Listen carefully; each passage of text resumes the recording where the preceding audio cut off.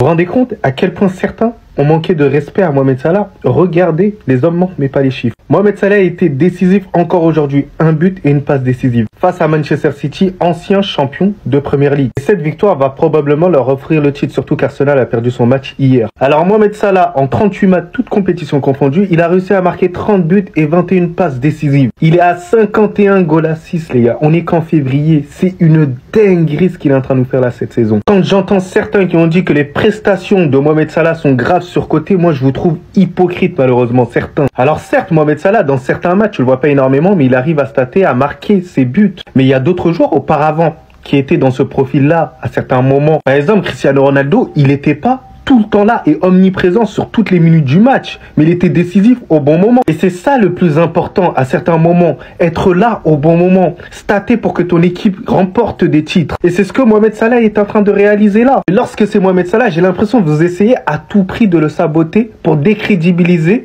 un potentiel ballon d'or en fin de saison. Lorsque c'était Lionel Messi où il était un peu en dedans dans certains matchs et que dans une minute du match il arrivait à faire la différence, on commençait à l'acclamer. Mais pourquoi ne pas faire autant pour Mohamed Salah qui est en train de réaliser une saison tout simplement stratosphérique et être là au bon moment, porter son équipe, respecter cet homme. Vous pouvez ne pas l'apprécier sur certains points, mais vous êtes obligé de reconnaître que c'est une légende. Pendant que Modric met des bangers à l'aube de ses 40 ans, voici ce que De Bruyne fait à 33 ans. Je pense que vous avez tous vu cette action, mais vous n'avez pas percuté à quel point c'est une dinguerie.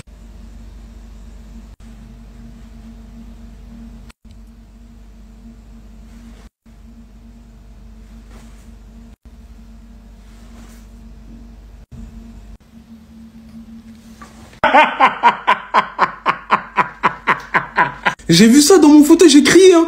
J'ai crié. J'ai dit, mais à quel point on peut être cooked à ce point? Il est tellement washed. Désolé, hein, mais il faut qu'il apprenne à parler arabe. Faut qu'il apprenne à parler rebeu. Parce que là, c'est l'Arabie Saoudite qui l'attend. Qu'est-ce que tu veux? Là, je me disais, mais pourquoi Guardiola, mais sur le banc De Bruyne, c'est un fou, mais on a compris en fait.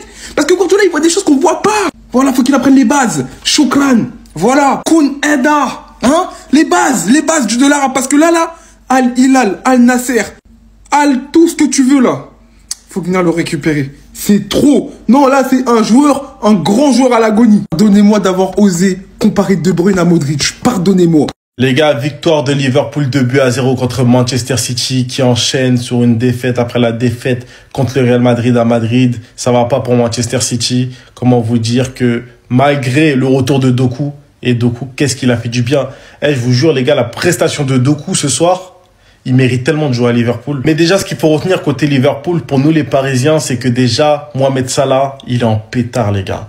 Il est en pétard. Et Nuno Mendes, il va falloir sortir une prestation de fou contre lui. Parce que franchement, avec ou sans ballon, c'est très fort ce qu'il propose. Il a mis un premier but suite à un coup de pied arrêté, joué intelligemment. Ça se voit, c'est une tactique travaillée à l'entraînement. Il marque. Franchement, c'est très intelligent ce qu'ils ont fait. Le deuxième but de Szoboszlai, comment vous dire, Mohamed Salah qui te fait un travail de fou sur le côté, il te met une magnifique passe D et Szoboszlai qui termine parfaitement. Après City, dans le match, ils ont eu des occasions, mais ils ont manqué d'efficacité. Mais après, franchement, c'est vraiment une équipe impuissante. C'est plus l'équipe puissante qui dégageait de la sérénité. Non, les gars, ils se retrouvent à chaque match où ils sont en difficulté, ils sont impuissants, ils trouvent pas la solution, même si tu as Jérémy Doku qui a essayé. Franchement, si lui, il n'était pas là, Manchester City, ils allaient arriver à rien. Heureusement qu'il y avait Doku qui était là. En tout cas, la seule chose aussi qui est importante, c'est que la course à la Ligue des Champions en Première Ligue va être folle. Mais regardez-moi ce classement de fou. Le 10e à 39 points, le 4e à 44 points. 5 points d'écart, les gars. Non, les gars, la course à la Champions League va être folle, puisque la course au titre, c'est déjà plié. Un but, une passe D, victoire 2-0 face au champion en titre, Manchester City. On va pas fanfaronner, hein. On va prendre les 3 points, on les a pris. Bonne première mi-temps, deuxième mi-temps, main dans le caleçon. On attendait la fin du match. Prochain match, Newcastle, gros match de l'équipe. Collectivement, on a vu que c'était très rodé. Il nous fallait un match comme ça où on maîtrise parce que ça faisait plusieurs matchs où on gagnait, mais c'était... Là, on a vu que collectivement, c'est rodé, c'est fait, c'est Liverpool, c'est la meilleure équipe du monde. Milieu de terrain, comme d'habitude, Gravenberch, McAllister, top. On joue en 4-4-2 avec Jones et Szoboszlai devant. Ça a plutôt bien marché, mais je vais pas revoir ça, hein. Slot, mets des attaquants, s'il te plaît. Salah, encore une fois, magique, magnifique. Défensivement, La charnière, top, mais les latéraux, c'est vraiment la faiblesse de l'équipe. Hein. Trent, il s'est fait déchirer les fesses, sans être vulgaire, par Doku. Et Robertson par Savigno, en fait. Les deux ailiers ont fait du gras à nos latéraux, mais ça n'a pas suffi. Parce que collectivement, il y a un fossé entre deux équipes. On prend 11 points d'avance sur Arsenal qui a perdu ce week-end. Franchement, je suis très content de l'équipe. Faut que ça continue comme ça, c'est top. Voilà. Prochain match, c'est Newcastle, hein. C'est la semaine prochaine, mercredi prochain. Et après, on enchaînera avec le PSG. C'est top pour la confiance. 11 points d'avance, on avance. Le titre approche. Le logo, il est là.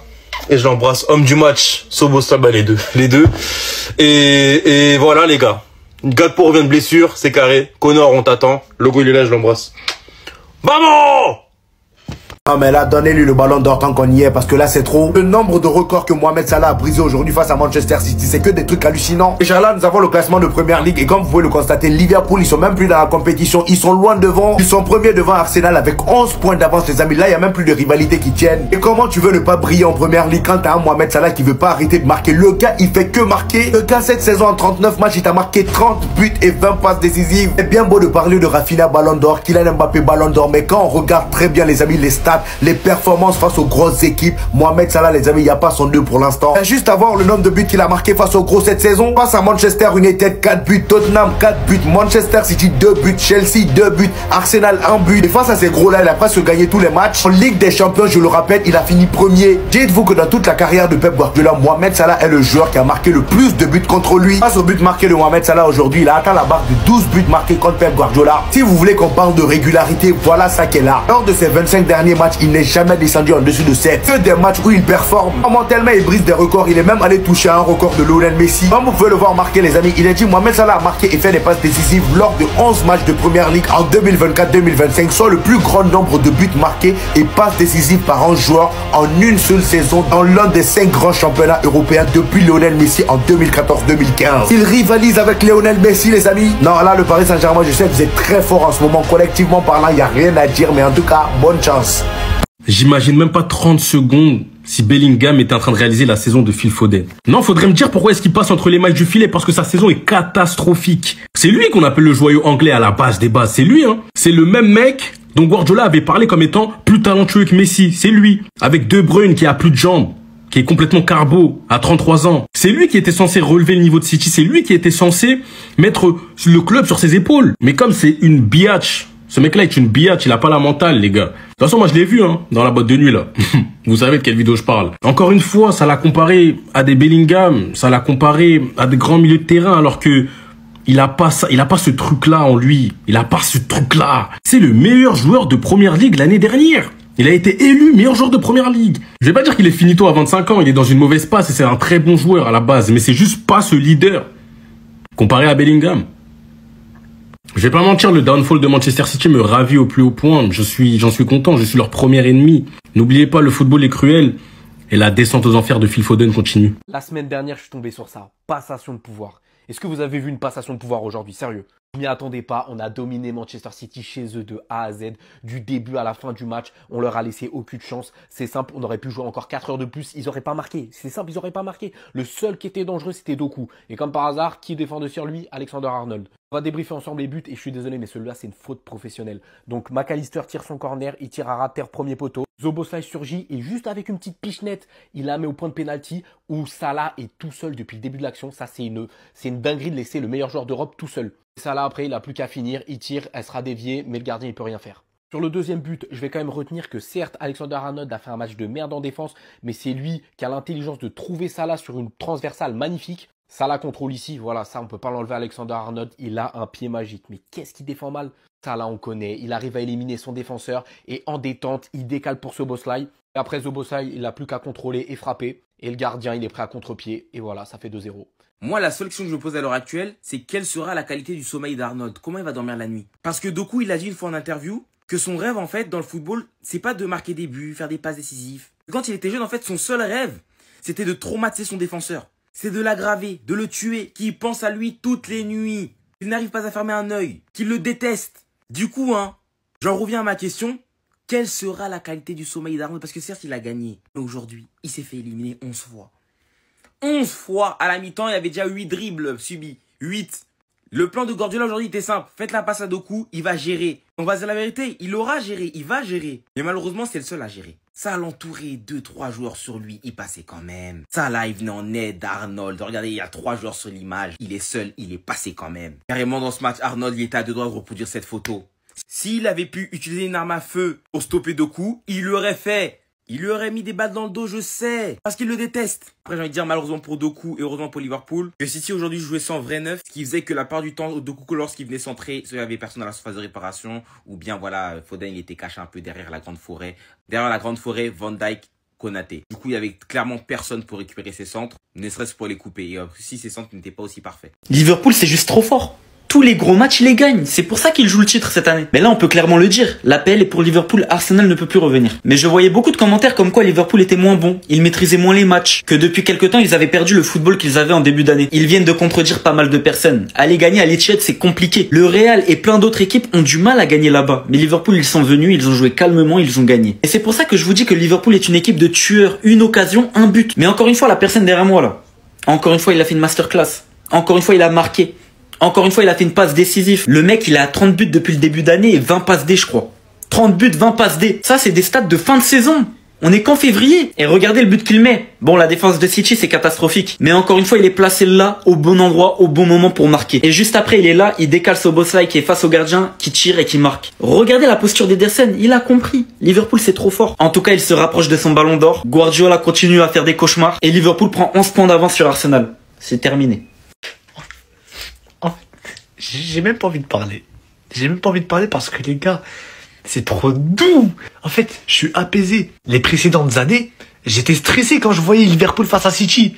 Mais aujourd'hui, j'admire. J'ai l'impression quand je regarde le match face à City, j'étais au Vinland, les gars. Il y avait pas de connexion. C'était la paix, que de l'herbe et le ciel bleu. C'est quoi ça? Qu'est-ce qu'on a fait pour mériter ce bonheur-là, les gars? Et je pense qu'on a beaucoup souffert. C'est pour ça qu'on y a le droit. 2-0 face à Manchester City, match aller, match retour, c'est la même chose, hein. Chez eux ou chez nous, on bat un record parce que les gars, quand même, ça fait des années on n'a pas gagné face à City chez eux en première ligue. Ça remontait, fallait bien les calmer. Salah, buteur, passeur, Mohamed Salah dans l'histoire. Là, le débat, c'est même pas des hasards. Salah, c'est Messi, carrément. Là, il commence à se rapprocher, il bat des records. Tu te dis, mais wesh. Le mec, il a fait combien de matchs avec un but et une passe D en première ligue? Plus de 11. Wesh, le mec, 25 buts en première ligue et 15 passes décisives. Dans le jeu, il est pas bon. Dans le jeu de quoi? C'est Zama, les passes D, c'est pas dans le jeu. Mais fermez vos bouches, vous avez vu le match aujourd'hui. Qu'est-ce que vous allez dire? Dans le jeu, dans les grands matchs, il se cache de quoi? N'importe quel joueur rêverait d'avoir la première partie de saison de Salah. Juste te dire ça. Mais le ballon d'or, il est pour lui.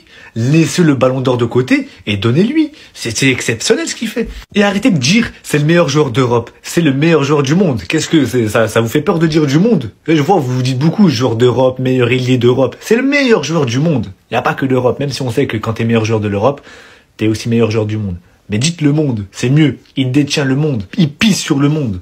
Offensivement, t'es bien, t'es fort. Défensivement, tu pues la merde. Cet été, tu dégages. Ça se trouve, t'as même pas envie de jouer. Doku, il a fait une saison de merde. Et comme par hasard, c'est face à toi qu'il se réveille. Faut peut-être se poser les bonnes questions. Moi, je te le dis, je défends plus. Je défends plus Arnold. Arnold, vous avez vu comment il s'est fait éclater? En fait, ça sert à quoi d'être latéral si tu sais pas défendre? Ok, offensivement, il est fort. D'accord. Et alors, Zama, il doit pas défendre. Mais vous avez vu sa confrontation avec Doku?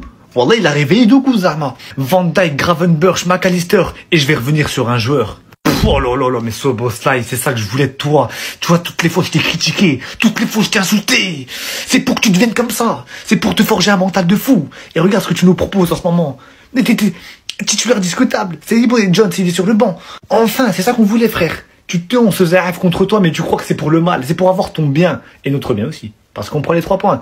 11 points d'écart avec un match en plus. Parce que les gars, on a une finale à jouer. Donc c'est pour ça qu'on a un match en plus. 11 points d'écart. Et 20 avec City. Donc Arsenal, eux, ils vont encore se pisser dessus face à Nottingham. On est tranquille. Et puis on peut le dire. Le titre, il est à nous. Il est à nous. Non mais après les gars, je dis ça, il faut rester humble. Stay humble. Mais on peut se permettre, tu vois. En tout cas les gars, je vous attends sur Snap ISMK pour 21. Mes stories, mes réactions sur Liverpool, elles sont là-bas. C'est pour ça que je vous ai dit, le débrief il sortira plus tard. Donc si vous voulez toutes les actualités, c'est sur Snap.